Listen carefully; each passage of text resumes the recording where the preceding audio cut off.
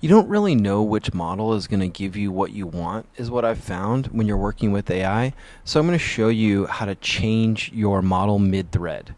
So if we go here to like a result, this really happens to me a lot when I'm like writing or coding, anything where like a response might be a little sensitive, it could be wrong, or it could just sound weird.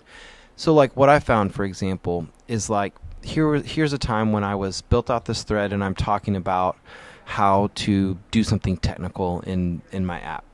And so when you go down here, like it's actually kind of a long thread, but when you go down here, you're going to see here, like when you ask a follow-up, you can choose the model here. So like what you might want to do is be like, cool, I might try to work with Claude Haiku. And this is a paid model, in the Eazl app. Since you can pay as you go, you can manage your spend. And you're going to see here that like it's really affordable. So you might do things like start with like Claude Haiku. And if it doesn't answer with what you're looking for, just try like GPT-4.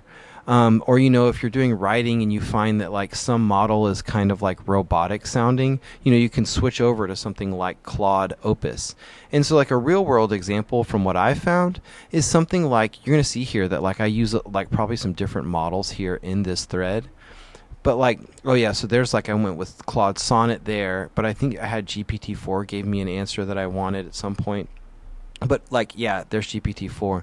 So like what you're going to find, especially when you have these like technical questions, is that I don't know what it is, but something in their training data set is that like sometimes one company will have a really good answer about some challenge that another company doesn't have, and vice versa. So yeah, like, and then just so you know, not only can you switch in your thread, but if you ever get an answer that you don't really like you can go here and then actually like switch the model, and then you can switch the model back in the history, in the chat history, or like if you go down and you're like at the very bottom of your thread, whenever you go to your prompt where you put in your prompt, you can actually always go in here and just retry with any of the models that Eazl supports. And it's a really great way to get the answers that you're looking for faster, because you really never know which model is going to give you what you want.